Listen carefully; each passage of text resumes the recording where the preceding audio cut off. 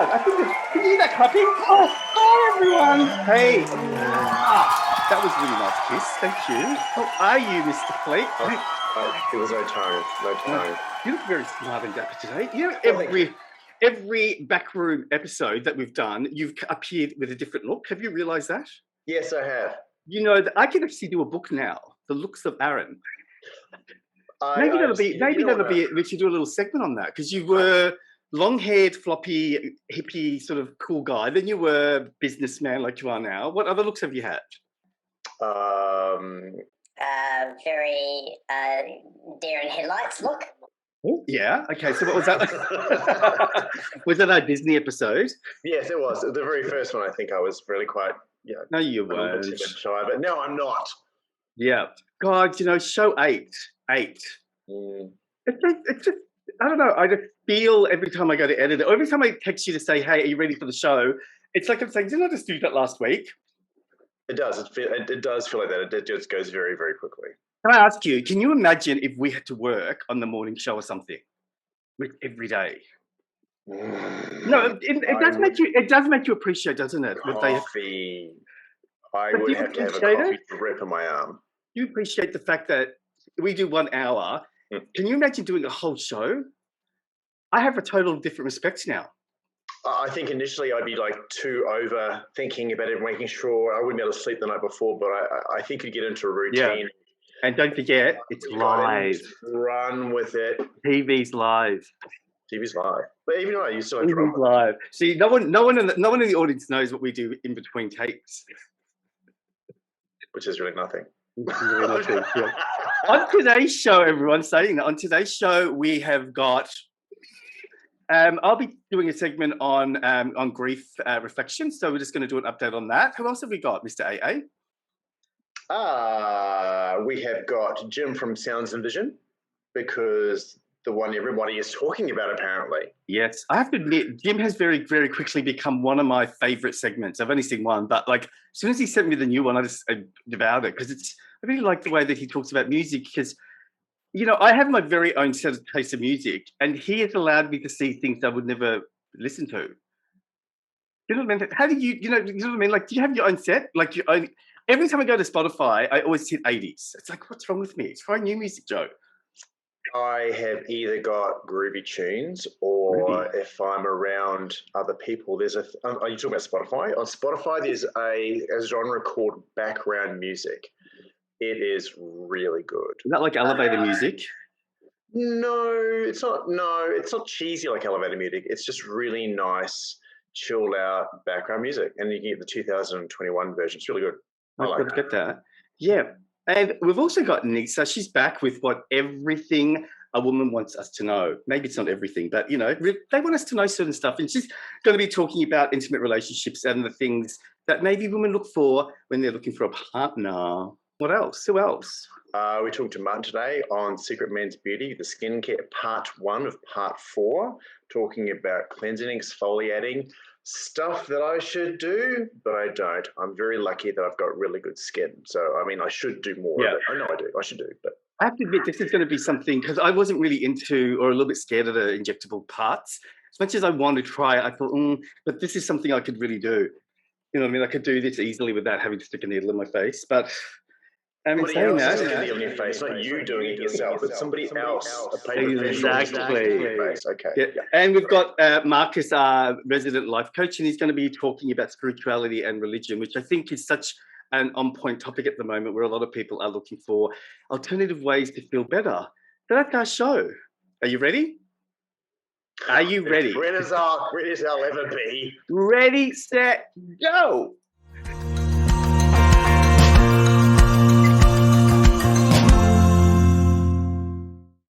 And now I'm going to be, it's me. I'm going to be talking about grief, and I'm going to talk about what happens 3 months after the person that you've lost has passed over and the things that occur in that time. So we're reflecting on grief.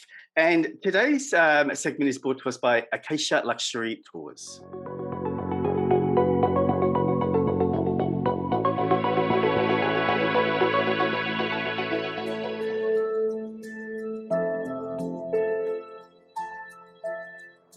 Hey guys, I'm going to do a bit of a chat about what it's like 3 months after someone's passed away, which usually doesn't happen. Like normally things just move on and we don't really talk about grief after a particular period of time.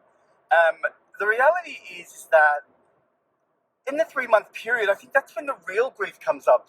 That's the case for me anyway. I think we get into a survival mode at the beginning and we've got to do the funeral and we've got to look after the people around us and we've got to make sure that, you know, we get on with life. And then as life does get back to normal, what ends up happening is we face it. We face the truth. So for me, I find myself missing my mum a lot more now than I did when she first passed away. I think because there was so much support around me at the beginning, and now I'm on my own. And so by being on my own, there's moments of silence. And in that silence is when I notice my emotions, which I guess is normal, but you don't really know it's going to happen until you go through it.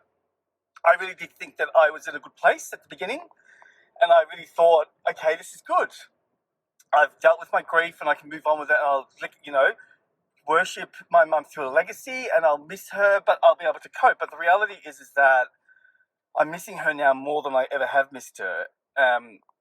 Again, it's those moments where I would normally turn to her. So I'm finding in the morning, I wake up and I automatically have this instinctual feeling to call her or to catch up with her. But in that second, I realize that she's not here anymore. So that is a very heavy feeling that I go through. And then the other time would be, I think, at night. That comes up again at night time when it's the quietness, the silence. And the third place I've noticed is when I'm watching something or reading something, or even with a client, they're talking about grief themselves. It just brings it up. I'm able to hold back on processing the emotion until it's an appropriate time. But I find that those are triggers for me. It's when someone else is talking about losing their mother. So it's interesting. The other thing I think that comes with grief is a form of transformation, if you allow that to happen. I really thought that I'd been through so much this last 5 years that I thought, okay, I keep growing, I keep learning, and I keep expanding, and this is it. But then my mum passes away, and here I am 3 months later, and I'm still learning and growing and expanding. So it's not over, which makes me think that you never stop, which I guess I knew anyway, but I just didn't put it into context for myself. You never stop growing and learning and realizing and seeing the differences that you could be in life in particular moments of your life. It still does feel surreal for me that every time I see a photo of my mum, it feels surreal that she's gone. I don't really have any other words to explain it. And I know it's only been 3 months, and I know that people around me have said, oh, that never goes away. But it does feel surreal. It feels like she's going to walk in the door any minute. I guess on a personal note, I've got some, medical sort of conditions that are sort of popping their head up again. I've got to have, my regular tests. I've got to make sure that everything is okay. And I noticed that there was something that wasn't right, and I just wanted to check it. And I know it's probably nothing, but my mind automatically goes to this fearful place now, because I now realise, because of mum, that something can come out of nowhere, and then, in a very short period of time, you could be dead. So it's made me really more conscious about my health, where I think in the past I was a little bit, it's not going to happen to me, or I'm young, or whatever. But now I'm in my 50s, I've got to think, I've got to be a bit more realistic about what I do and how I treat my body and all that stuff. So that's been an interesting thing in regards to myself and how the passing of my mum made me see myself different. So that's it, 3 months in, and this is what I'm feeling. I'll do another one probably in another 3 months, because I think these check-ins might be helpful, because I know they're helpful for me just to be talking about it. I'm on my way to work. Yes, my phone is on a stable holder, so please don't think I'm driving badly. And, it makes me feel better when I say it out loud, and I know that you guys may be listening and supporting me. So until next time, guys, love each other and love yourself. Bye.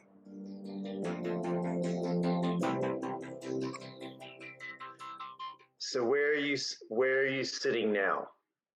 With your grief I'm and sitting your loss? in my warehouse. No, I'm sitting in.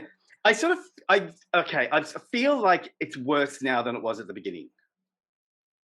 You know what I mean? Like, I thought that I really honestly am so naive. I thought that, oh my God, I've got this covered. I'm really good in a good place and I'm not feeling as upset. But in reality, it's like, it's probably, it's when everything settles down that's when I think the real work starts. And I know you and I have this running joke with the ghost in your house, but I really feel like my mum is like coming up to me a lot. And at the moment, it's really annoying. And I don't know if it's just psychosomatic or I'm hearing things to make me remember or think about stuff like, hey, you haven't really gone to the cemetery lately, or hey, you haven't prayed, or you haven't mentioned her because you've been so busy. But it's just weird with stuff like window tapping and all that. So I find that to be exhausting because it happens at night. Like I think it's my brain just trying to find ways to talk to me, if that makes sense. As you nod your head. But it is a weird it's a weird feeling. It's a weird feeling to know that there's someone in the room because, yeah. Did you find that as well, that it took ages, it took months after for you to sort of process it? It doesn't.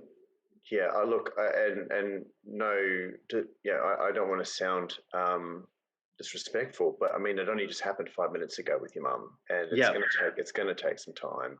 Totally. And it's a continuous process. By the sounds of it, for me, there's a lot of stuff going on, and then if you want, again, no disrespect here, if you're looking for something for so much, if you're looking for something so much, you'll see it. Like something, that'll be my mum, or that'll be my mum, and all sorts of stuff. And I get that. Yeah. It's there, right? Yeah, it's there. So I guess you just gotta, obviously hear it, recognize it, and do something, or just reflect on it. Yeah, it's only been 5 minutes. I totally know that. But can I just say, I watched a podcast or an interview on YouTube on Friday, and they were talking about this topic, right? And they were talking about the progression of corporate, right? Do you know that it started off being take as much time as you want to now, when are you coming back to work? It's like official. It's officially gone from you can have a month off to can you come in tomorrow? You're talking about people that have passed away, grieving within your family. So if I was working somewhere, they're going, "No, come back in, hurry up." Yeah, it's like grief now has been sped up, and so I totally get it because you and I have talked about this, and I'm a therapist. I know that it takes as long as it needs to be, but when you look around you, and like I said in my segment, it's that people around you, in 3 months, because it's only been 3 months, other people have died. Other people have had their trauma. So the energy shifts to other people. And so there's this urgency I feel that there's an urgency to either shut it down or to move on. And I'm not doing that, but I just feel that that's in place. I find it's really appalling that the business people are just like, okay, no, speed it up, guys. We need you to keep it moving. I think that's because everything now, Aaron, is about the bottom dollar. And so I've heard some horrific stories as a counsellor in regards to what employees have said to their staff. Yep. Like one of the worst things I've heard was a woman's mother had died in India on COVID, and she had to return to work because they had to meet a target. But that woman left the company. But that's, it's like they've removed the empathy part because of what do you call it? Because I think a lot of businesses now have become public companies, and so they have to depend on the shareholders, and so the shareholders want money. They don't care about people being sick or people dying. I know it's terrible. It's all lip service. I mean, I worked for a company, a traveling company, an airline. Same thing. Oh, we really do care about you. No, they don't. Well, I wonder how the airline's going to be now after COVID. It'll be different, won't it? I feel that with the new conditions that they're on, like it's a short-term gain, long-term pain. Cutting the frontline staff back and back and back, they're going to be overtired, and they're going to be cranky, and the soul of airlines are going to be ripped out because that's what they're not paying for anymore. That's what they're doing. It's just appalling. Yeah, appalling. Okay, we'll be back after this break.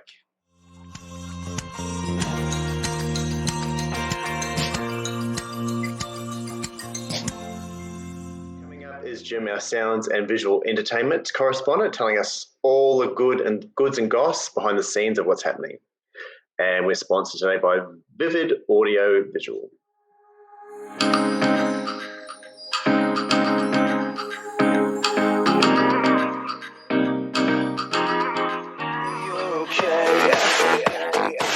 Those things never get in your way, and I've been down this road so many times before.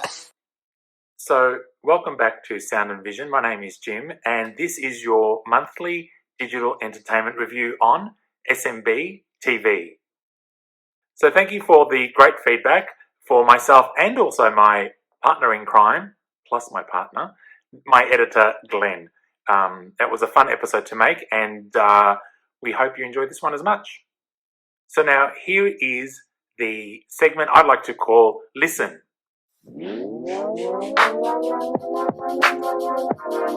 So the first album I'd like to recommend to all of you is by London Grammar, and it's called Californian Soul. It was released this year, and it is their third official release after a very successful career. They formed, it's actually a trio from the UK, and they formed in 2009, and their first release, If You Want, hitting number 1 on the UK charts and the Australian charts, a successful second album, and now the follow-up third album, Californian Soul. This album takes them up on their trajectory to becoming one of the UK's best bands. They've been nominated for quite a few Brit Awards and making a lot of noise, pardon the pun, in the industry, especially now with their third album.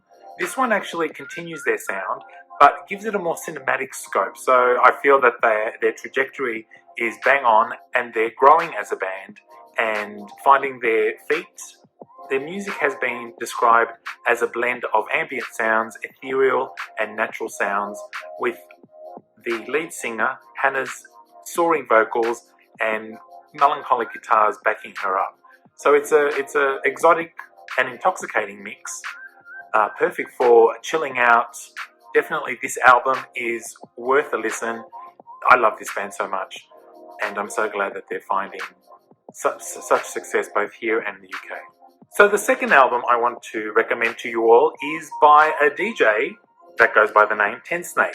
He's a German DJ known as Marco Nemersky. So Tensnake has been gaining musical traction since 2010 and has been producing dance mix or dance remixes for the likes of Justin Timberlake, Cut Copy, Dua Lipa, London Grammar, and the Pet Shop Boys. He's also produced 2 albums, this being the second one, called LA. His latest offering has some great 80s riffs in it, plus some definite house vibes, and also that Ministry of Sound thing going on. This album provides a sonic escape on dreary days, and especially if you want to feel up and revitalized, there's plenty of great tracks here. It's dance music, but done in a way that's accessible to all. The standout tracks on this album for me are Antibodies, and also a great cover of the Pointer Sisters' Automatic, so it gives it a nice modern update. Definitely worth a listen. So now I have my favourite bit, the music Fast 5.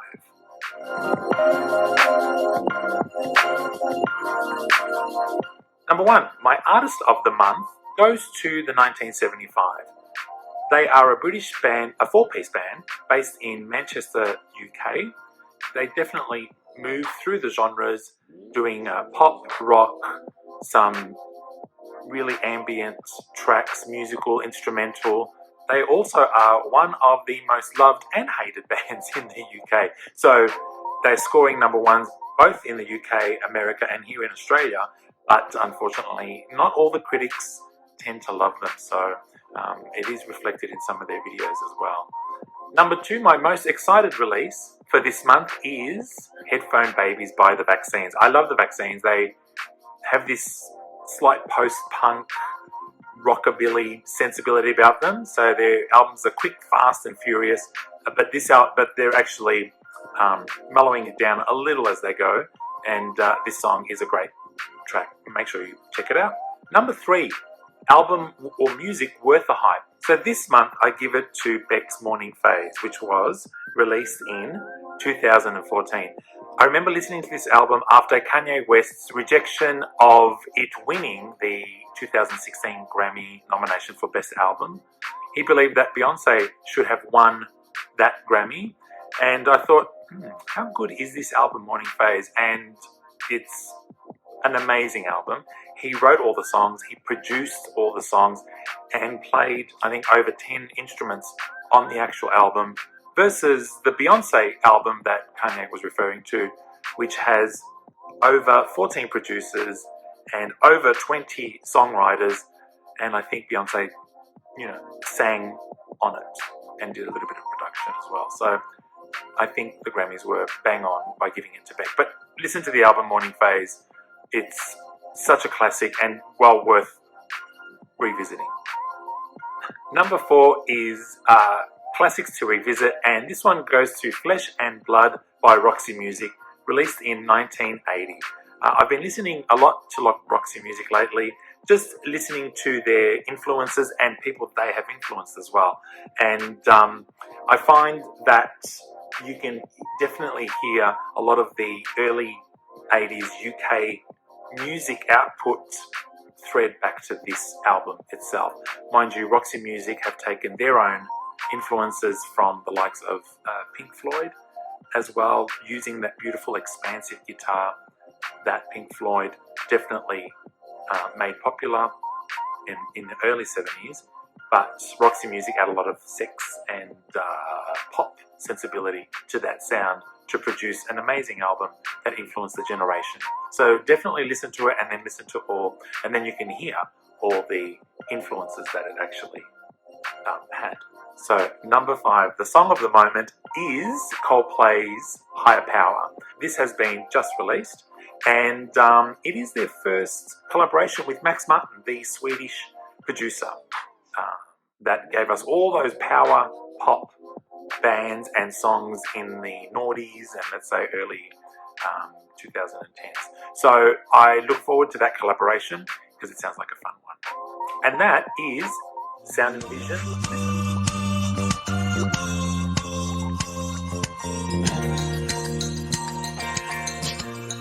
Okay, coming up next is Neesa from Everything That Women Want You to Know. And she's going to be talking about intimacy in relationships, something that Aaron needs. Anyway, we'll talk about that later. And this is sponsored by Tom Jones Massage in Melbourne.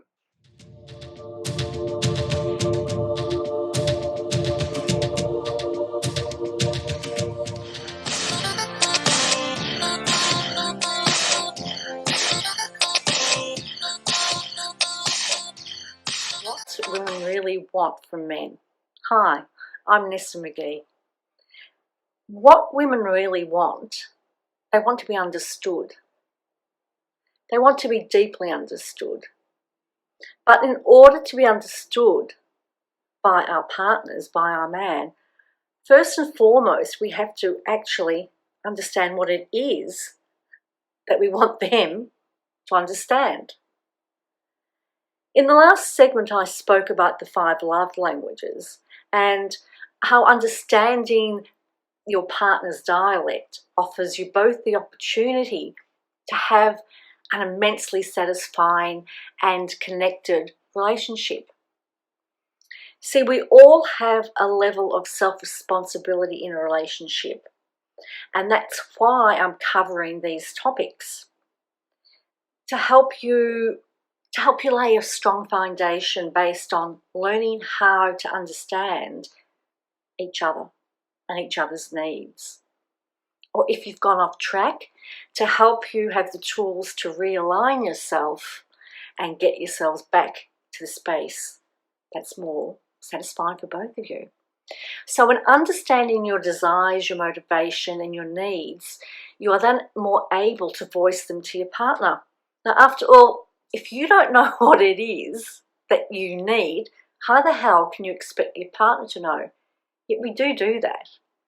And the thing is, they're not a mind reader, and we often expect them to behave like one. So have you ever heard yourself or your girlfriend say to each other, I said to him, if you really love me, you should know what I need. You should know that. You should know what I'm feeling. The thing is, it's not up to them to decipher your inner code. Now, girls, let's be responsible here for our own lives, because this is our job. But once you do unlock the code, you'll be able to communicate this more and spare all these assumptions and other miscommunications by sharing what you need with your partner, because you know and you can give it to them. So in this segment, I'm going to be addressing the 6 human needs and how they play a very important part in our relationships. So the 6 human needs are loosely based on Maslow's hierarchy of needs. Now, Abraham Maslow was an American psychologist who studied how humans could reach their greatest potential. And Maslow's theory is that human beings are motivated by a hierarchy of needs. That the most basic need of most basic need of human needs are things like food, shelter, security. And it must be met in order to fulfill the higher needs like love, self-esteem, and personal growth. And that makes sense. And Tony Robbins sought to build on this theory, and he developed his own version called the 6 human needs with the psychotherapist called Chloe Madanes or something like that anyway. He believes that all humans have the same core 6 needs. And if the 6 needs are met, we will live a happy life and have successful relationships. And if one understands what their needs are and in what priority, then they can share that with their partners and vice versa. And the relationship can develop into a deep, rich, and meaningful one, where each partner feels valued, heard, and loved. If some of the needs are not met, a person will be left feeling dissatisfied, frustrated, and like they're searching for something. And that's a horrible feeling to have in a relationship. Most individuals will prioritise 2 needs as the most important to them. So we have 2 needs which tend to be the priority. And these 2 needs will drive much of their conscious and unconscious behaviour because we want them to be met. So how people can fulfill these needs can range from a positive way to a negative way. For example, someone who is driven by the need to be significant could work particularly hard to raise money, maybe for a favourite charity. If they choose to meet this need in a negative way, they may become a bully, they could become dominating or obsessed by their work and neglect their family. They can make their employees feel insignificant. So getting a need met in a negative way will lead maybe to a short-term gain, but undeniably a long-term pain. So we don't want to have long-term pain. We want to avoid this. We don't want to be feeling unhappy and feeling stuck and depressed because we stuff things up. And we do get them met either way. We either get them met in a way that's positive and serves us, or a way that's negative and hurts us. So what are these 6 needs? What are these human needs? So the first one's certainty. And this is the need of survival, to feel safe. We need to feel certain that we can avoid pain. We need to know that we can obtain some degree of comfort, not be dragged out of the cave and eaten up by lions. We need comfort as a constant reminder that pain will ultimately lead to death. People who have certainty as one of their most important needs will probably exhibit behaviours of needing to feel in control. And they probably don't like change very much because they need to know that everything's set in a certain way. In intimate relationships, they may feel a certain way before they can open up to feeling love.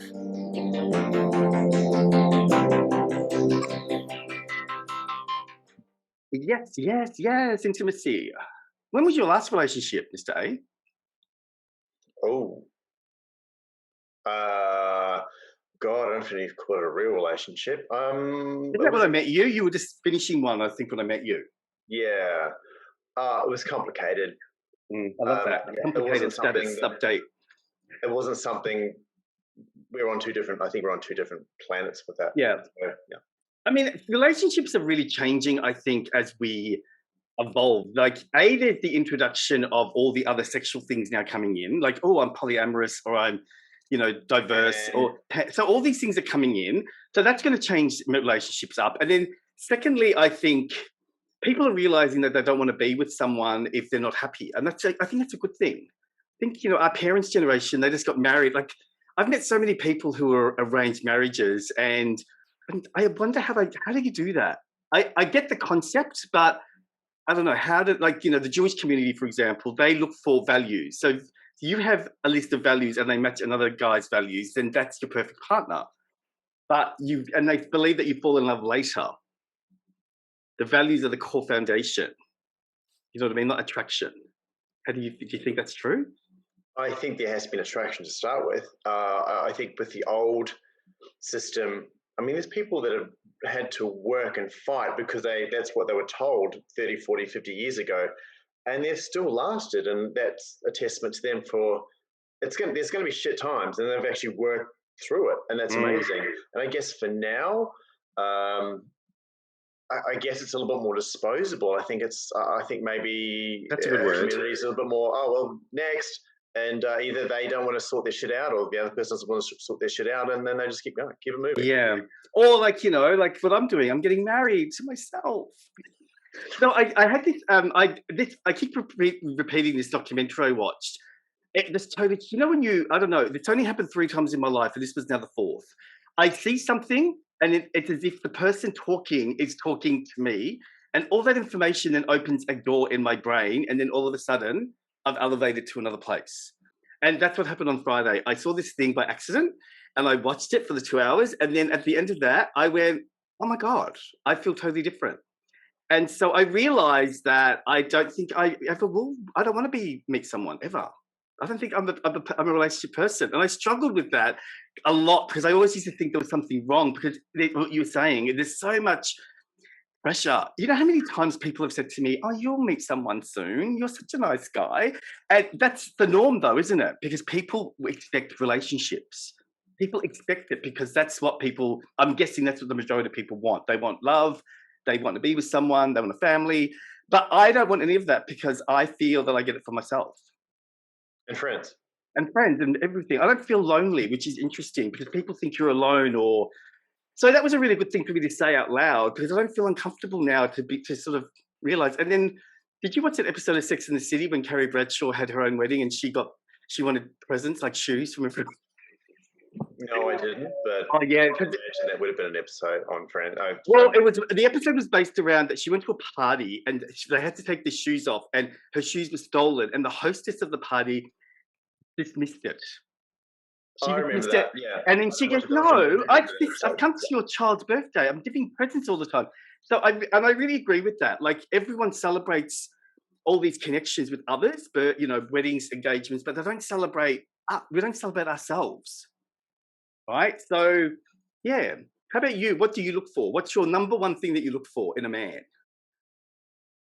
Integrity, honesty, communication.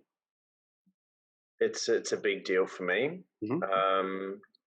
So, what you want someone to be able to talk to you honestly? Is that what you were saying? Yeah, honestly, yeah. No, just say it how it is. And how do you know they're doing that though?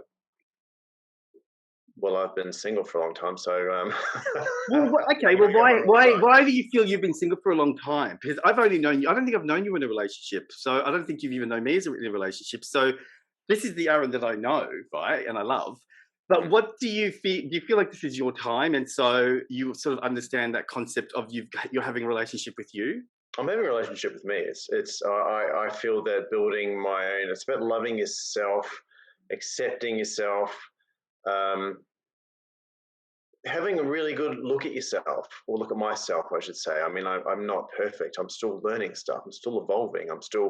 There's parts of me that I'm still kind of challenged by. And I don't see the problem with when I go into a relationship is I forget this and then I go to this. Yeah. And then I lose myself in others, and it's a big problem that I have because It's not a big. It's not only your problem. They say that every person that meets someone within the first day is already subconsciously changing that person.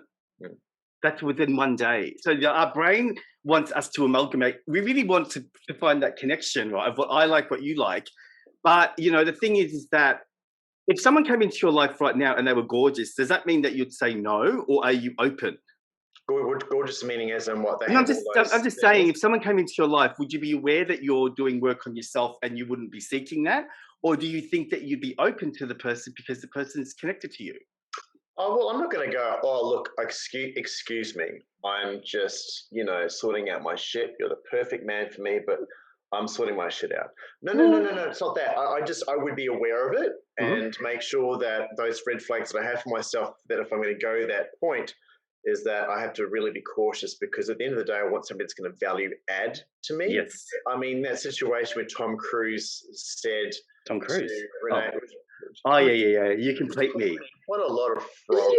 You can't get somebody else to complete. You got to complete yourself first. Yes.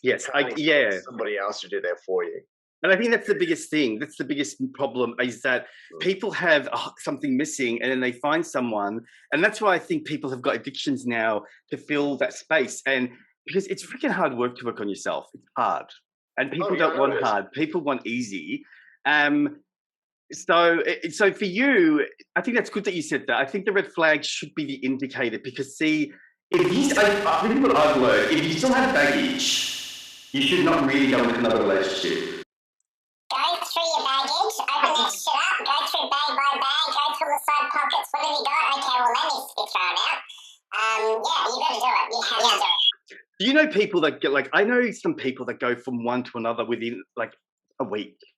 I think, how do you do that?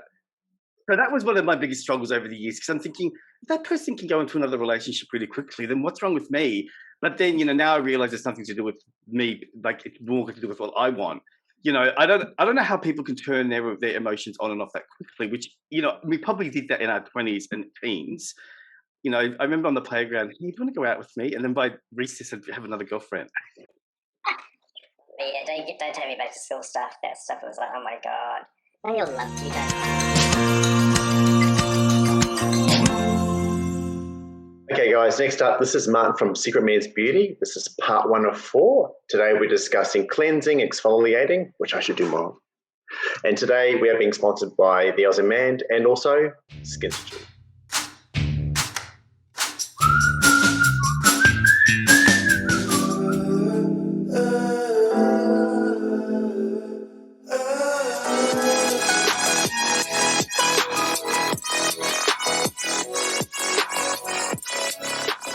Welcome to this month's episode of Secret Men's Beauty Business, where I will be talking about skincare. Now, 6 minutes is not a very long time to cram this much information about such a vast topic, so I've decided to split it into 4 sections.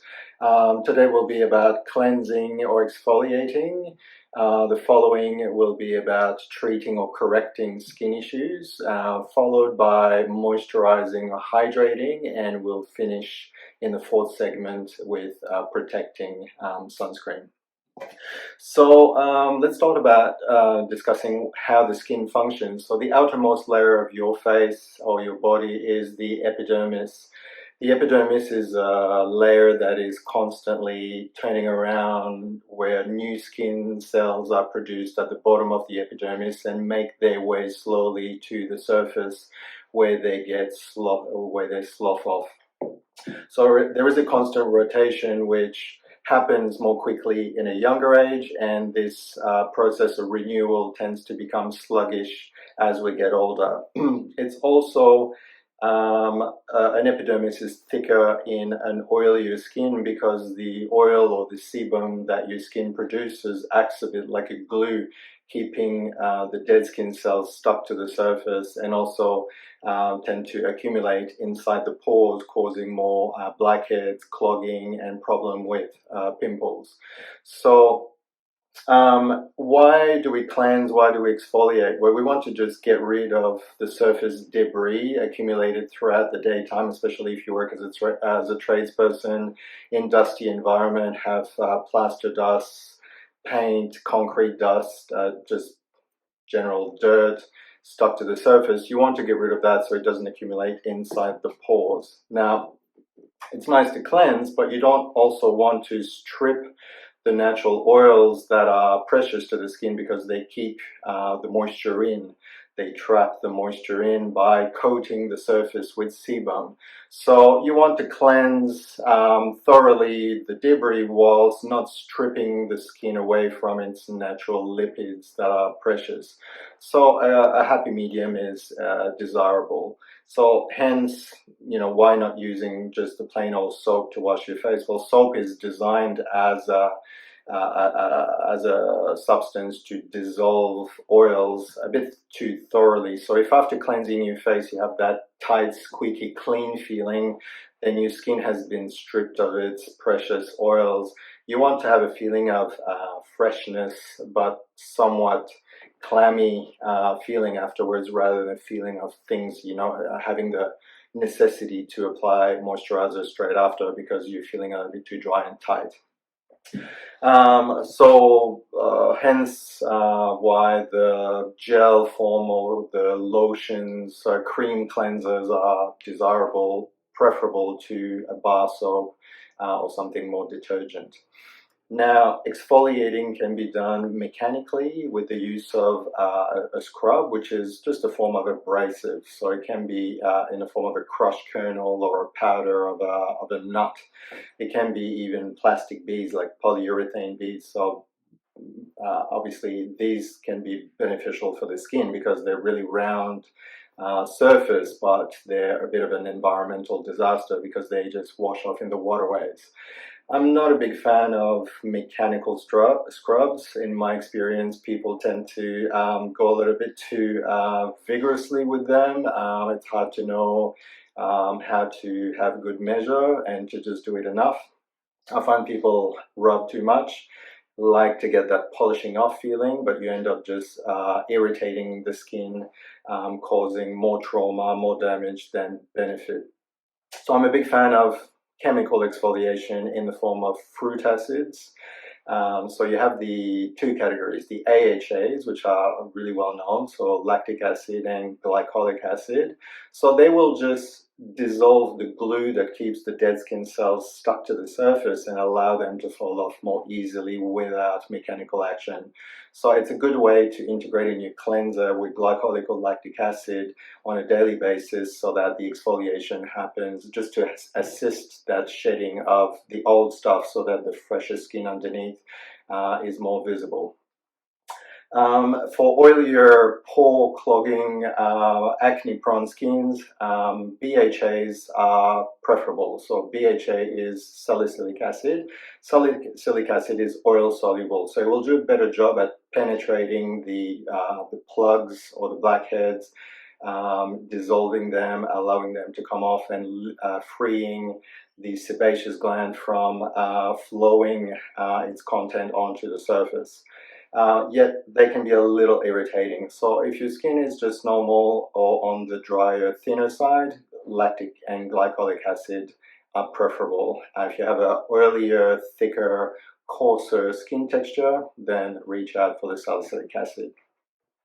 You can also get those exfoliation done once in a while, professionally, using those same acids that are put in skincare, but that are in the form of a chemical peel assisted with a professional. So instead of using 10-15% of those acids, then the concentration can be 20, 30, 40, 50, even 60%. Not for the faint-hearted. It's got to be done professionally.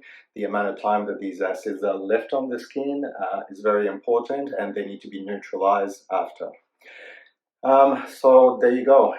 Cleansing, exfoliating, important, especially in preparation for the next segment, which is the correcting using serums. You want to get rid of the surface barrier so that your active ingredients penetrate better into the deep layers of your skin. So Next month, you'll know more about this.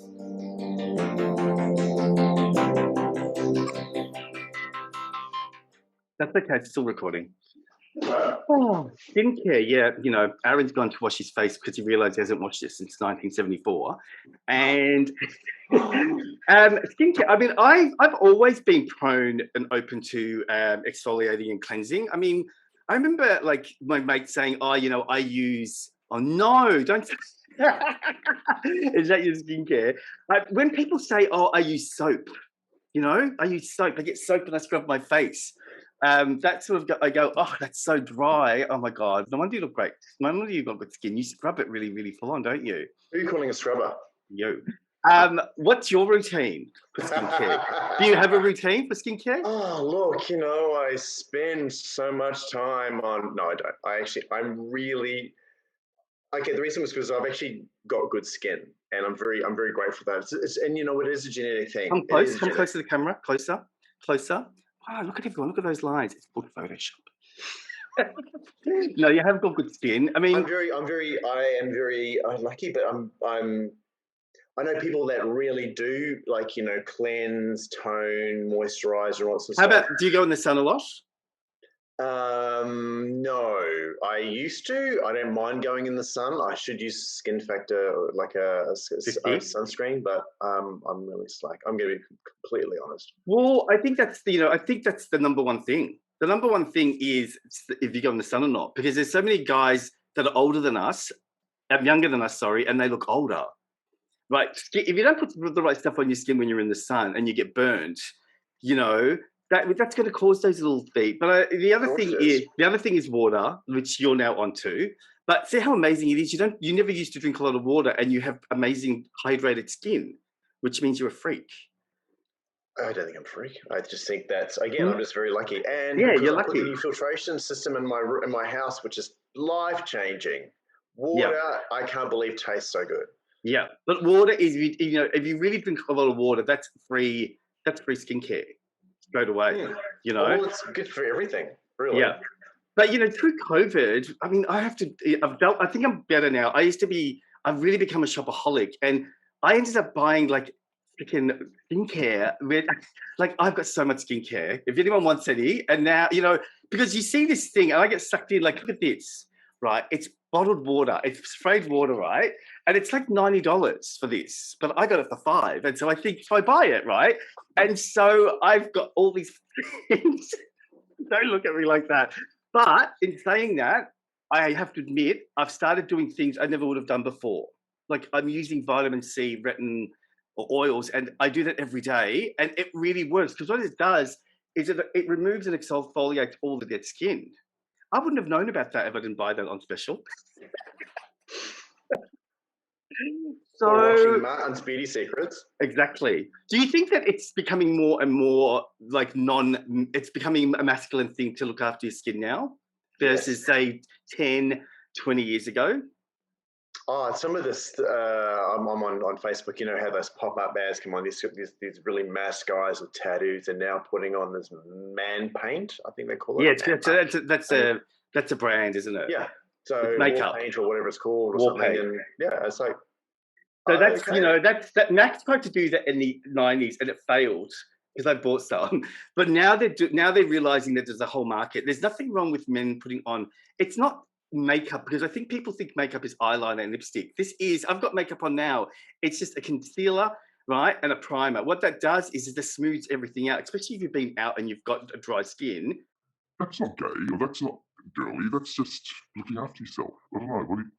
It's changing, isn't it? I'm sure a lot of people out there listening. If it blows your skirt up at the end of the day and it's not hurting anybody else, then power to you. Yeah. Hey, everyone, leave a comment below if you want us to do a makeover on Aaron, because I'd love to do a makeover.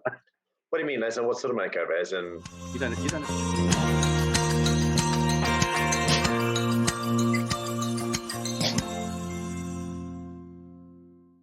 Coming up next is Marcus from the SMB Life Coaching segment, and he's going to be talking about how religion and spirituality impact our energy. And this segment is brought to us by Get Outside Melbourne.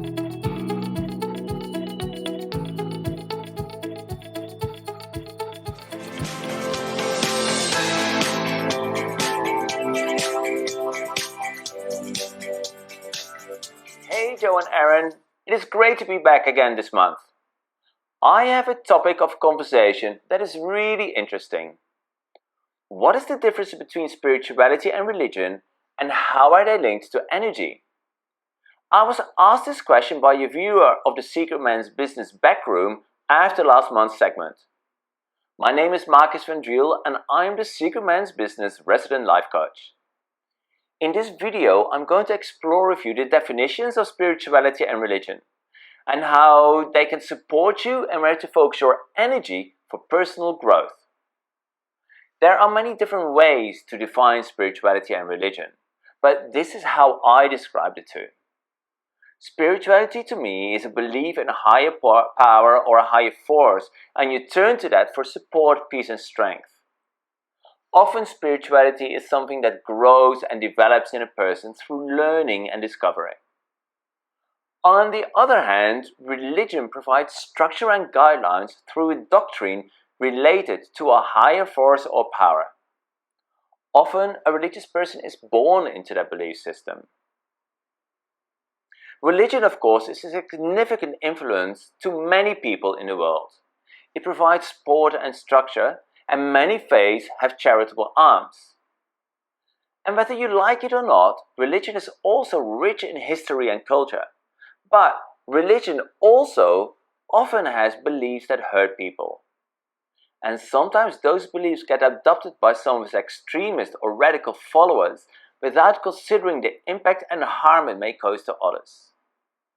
Anti-abortion, birth control and homophobia are just a few examples of those beliefs. The year 2000, 1 week after Easter, shaped my religious and spiritual beliefs forever. I was visiting Rome with my partner and some friends, and as soon as we entered St. Peter's Cathedral, I separated myself from the group. As I sat in solitude on the ledge of one of the large columns in St. Peter's Cathedral, I said a prayer. God, I feel uncomfortable being in this amazing cathedral, your house. But Catholicism tells me that you don't love gay people. Can you please give me a sign it is okay for me to be here? And before I even finished that prayer, I saw a group walk into the cathedral, standing right next to me with a rainbow flag draped over their shoulder. Since then, I feel more comfortable with the existence of God, and I start to understand that Source, Universe and God is all the same, it is just a different name. So, religion and spirituality are not mutually exclusive, but the most significant difference is how these belief systems connect to that higher force or power. Religious people often focus outward, and they turn to their God for answers. A spiritual person connects within. They aim to draw the divine energy into their energy field and body to find peace, strength, and grow as a person. Another reason to draw energy into your energy field and body is that you hold negative emotions in your body where they cause harm to your health and well-being. And that is why spirituality is so empowering when used in personal development. You are focusing within. Personal development too focuses on how you can be a better person by turning inward. Because only by turning inward and focusing within can you take responsibility and make significant changes in your life.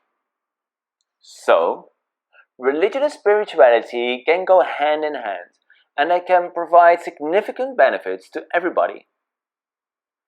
But regardless of whether you are religious or not, it is essential to keep focusing within and continue your journey of spirituality to make sure you keep growing as a person and to make sure you become the best person you can be. And that is where coaching and spirituality are aligned. Because coaching too is all about you turning inward and changing from the inside out.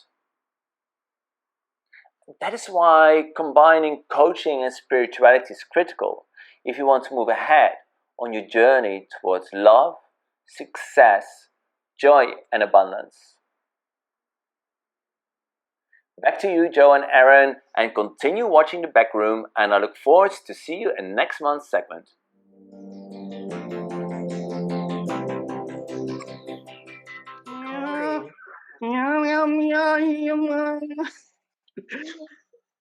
I do feel that as we've all got older, I know you have, because I remember meeting you and now I know you now. We all seem to be connected more to energy and more to a more grounded spiritual feeling. Even though I saw you at St Kilda Park kissing drag queens last night, that's okay. You know how since my mum's passed away, I've really and I never thought I'd say this out loud because I was so anti. I've gone back to church. I don't go to church, but I've gone back to religion. And there's this, I think I told you, the priest that I interviewed on the podcast, he does a live feed of his mass, and I just love him. And I watch it now, and I just feel like it just really helps my energy. But it's not about the church, but that spiritual element of it has really ignited something. You know, when you're looking for something in a confused space, I think it's true what they say about finding solace in something that is grounded. And you know, what would you call yourself? Are you spiritual? Yes. And what does that mean for you? I believe there is something, a higher being of, there is something that we're all connected to. Yeah. And what does it mean day to day though? What do you do? Do you do anything to practice that, or is it just in you? I just feel that it's in me. I don't feel that I need to. So you don't practice meditation, or? I used to do like a Wim Hof breathing exercise, which would calm me and set me for the day, which was amazing. Did that for 11 minutes every day, but I've stopped doing it. But I do that if I'm trying to sleep in bed, and the exercising of the exercising breathing actually makes me go to sleep, which is good. Yeah, I mean, I think that one of the most common things that it's becoming most like utilized in our community is gratitude. You know, a lot of people are doing gratitude. Oh, yes, definitely, like gratitude journal, something like that. Like, 3 things that you're grateful for, you know, your gratitude for, you know, like those little things that could be a roof over your head, or I've got drinking water, I've got hot water, or I've got a phone, or, you know what I mean? Like friends, you got to have, you know, just be grateful for what you have. That's a very good thing. Yeah, I think that's a really beautiful spiritual element, is just to remind yourself that just look around rather than always facing what's ahead of you. Just be, you know, especially with the fashion thing, you know, like I interviewed a guy who runs a charity, you know, one of those charity shops, and he was saying that the amount of clothes that arrive there from donation, when people think they're doing a good thing, and they've still got the tags on them, like because people buy so much clothes because they're cheaper, and they're not grateful. They just want, I've got, you know, when they open the drawer and they say, I've got no clothes, but there's like 1,000 things in there. So it's really about just reminding yourself that some of the things that we think we don't want because they're not as modern, in reality, this is good. They're using clothes as to fill a void, to make them happy. Yeah, but I do think sometimes it's not their fault. Like, you know, fast fashion has really changed. You know, remember when I was younger, there used to be 4 seasons, right? You could get clothes 4 seasons, the summer look and the winter look. Now you get brand new stuff out every day. So everyone, you know, the same clothes will be always rotated in a store for 3 months. They don't do that now. They rotate the store every 3 days. So when you walk into like a H&M, there's always new stock. And so you get tempted to buy it. And I had to stop going in there because I'm one of those people that get tempted. Because for $5, of course you're going to buy a t-shirt, but then you got to think about where it's coming from. You know, what's happening to the people in those places where they only get charged $1 a day. Or buying a $90 bottle of spray water and paying $5 for it.